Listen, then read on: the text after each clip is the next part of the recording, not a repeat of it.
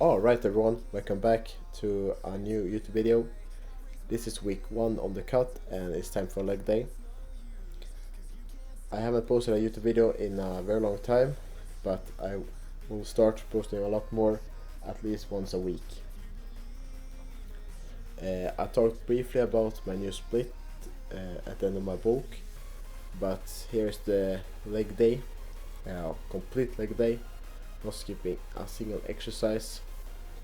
You will see it's a lot more exercises and also a lot more volume compared to my previous split.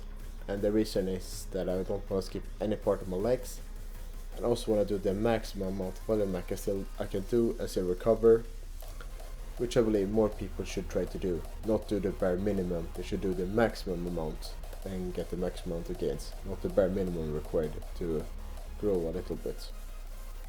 But yeah, I'm starting out with leg extensions, 3 working sets, 5 to 10 reps.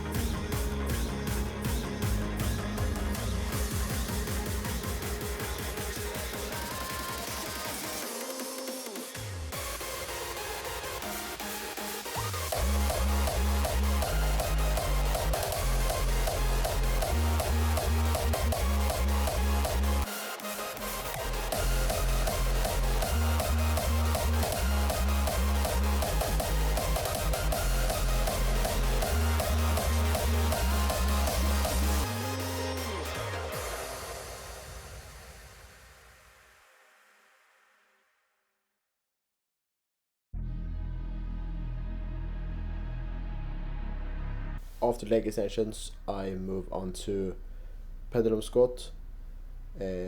One also new thing is that I do my squat pattern after leg extensions. The reason for that is I wanna make sure to get everything out of my rectus femoris on the leg extensions, and since it's not active on a squat, it makes sense for me to do it first, to also minimize the amount of fatigue I will get from the squat, since I will have to use lower weight since I already done 3 working sets of my quads. So it's better for my recovery and also for my gains to do my squats after my leg extensions. But yeah, here I do the pendulum squat for 2 working sets, only filmed 1, but 5 to 7 reps here and try to achieve failure every single set. But yeah, I will have to increase the weight next session since I hit 7 reps here. How I prioritize the different muscle groups.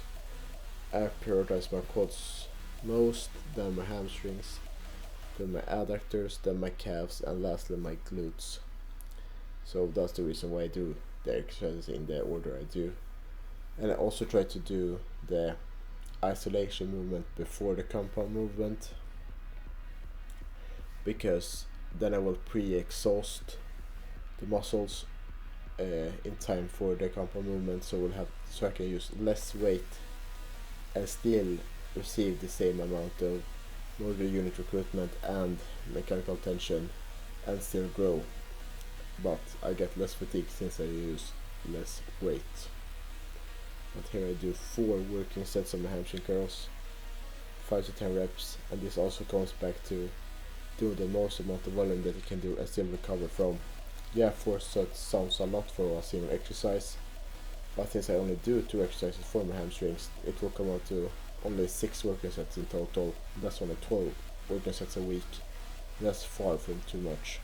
If you think 12 working sets is too much per week, you need to grow up and actually learn to train hard, because it's not too much.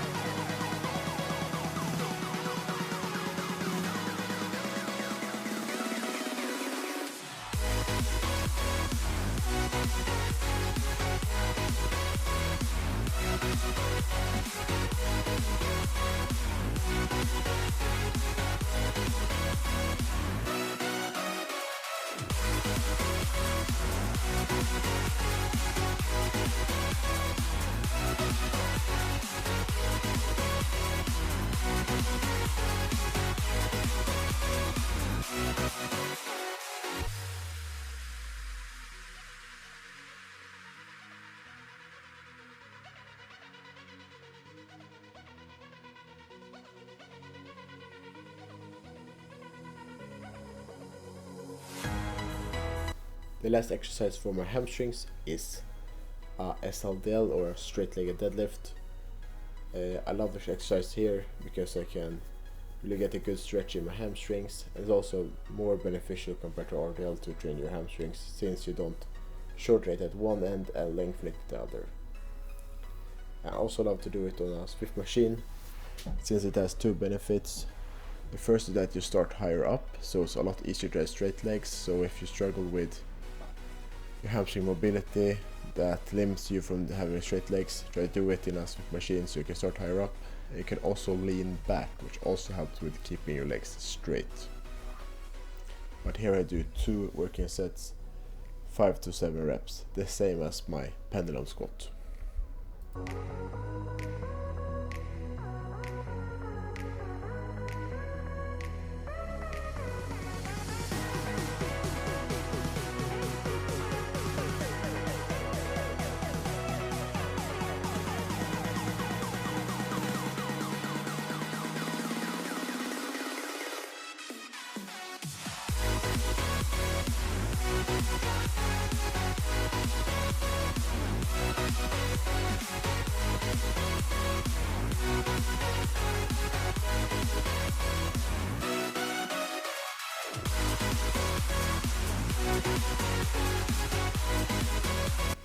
Then once the hamstrings are done, I do hip adductors.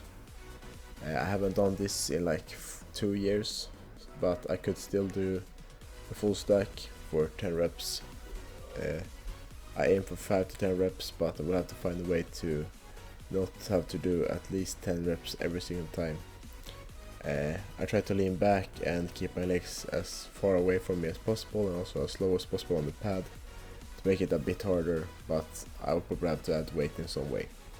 But yeah, 2 working sets here, 5 to 10 reps, or 10 reps plus, as it seems for now.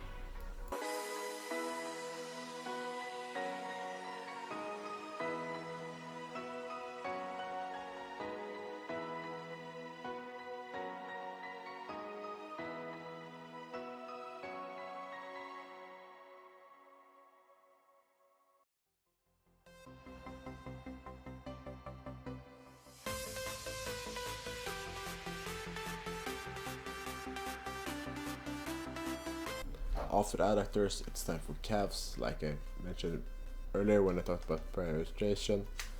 And here I do 2 working sets of standing calf raises, 5 to 10 reps. I do 5 to 10 reps on every single exercise except for my 2 compound lifts, which is SLDL and pendulum squat.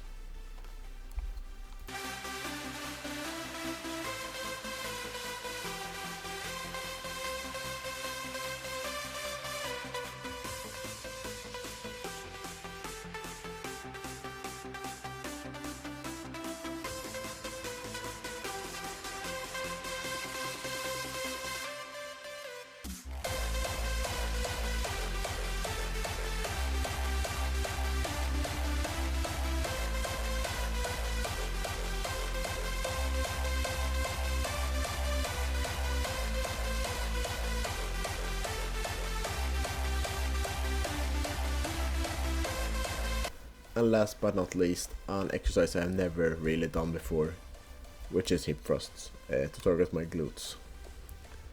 I don't really know if I need to train my glutes, so that's why I follow them last, and I really don't care about them. But I believe it's good to not skip them, so that's why I do hip thrust last. And just right now I'm just trying to learn the movement, not use that much weight, only 3 plates, and try to focus on technique and form And once I feel confident with my current technique, then I will start moving up in weight. So right now it's just about learning the movement and not about adding any reps or weight. At least reps I can add, but not weight. But thank you guys for watching. As I said in the beginning, I will start making more YouTube videos at least once a week, maybe 2 or 3, but for the moment I'm trying to prioritize and focus on my short form content like TikTok and Instagram, and that's also the reason why I haven't done any YouTube videos in a while, trying to learn them. But yeah, thank you guys for watching, see you next time.